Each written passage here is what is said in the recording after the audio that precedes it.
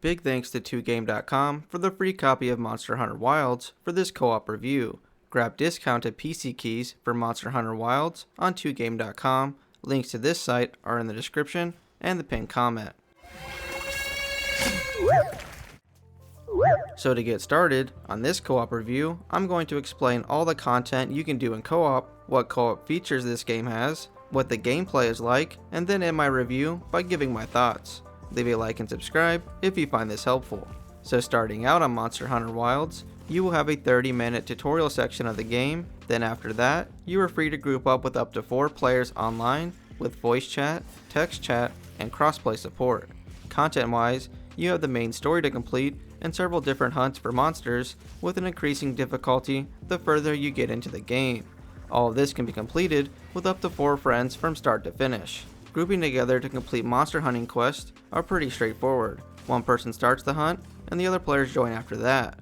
The same can't be said for the story mode. If you want to play the story mode together with friends, it's a little complicated.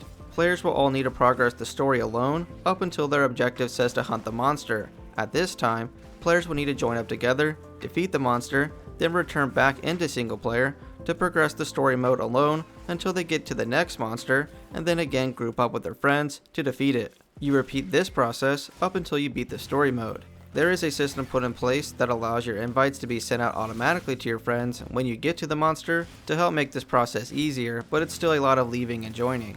Gameplay is just like the previous Monster Hunter games. You choose from a selection of weapons. This time around they're offering 14 for you to choose from. These weapons all offer their own unique playstyle, like staying at a range to fire your bow, slower heavy swords that do large damage, or a more mobile playstyle with dual blades or the longsword, so there's something for everyone. The weapon and armor that you will be using will need to be constantly upgraded from the drops acquired by defeating the monsters. Some monsters offer different elemental attacks, making it so you'll need to farm certain monsters to make gear that provide an advantage offensively and defensively. Now you may be wondering what makes this different from the other Monster Hunter games.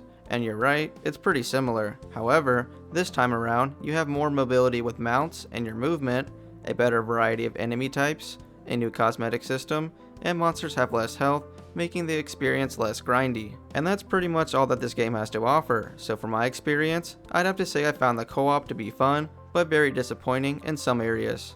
The gameplay itself is a lot of fun with friends, especially being able to have different playstyles to fit how we like to play.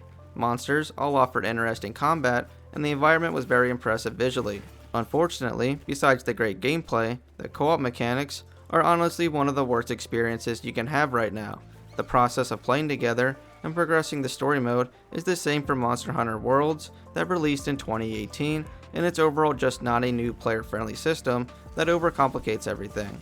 It's a huge shame that everything else in the game is so good, and we are left with a 7-year-old co-op system that rubs it all in the dirt. So with all that being said, I'd have to give Monster Hunter Wilds co-op experience 6 pepperonis out of 10.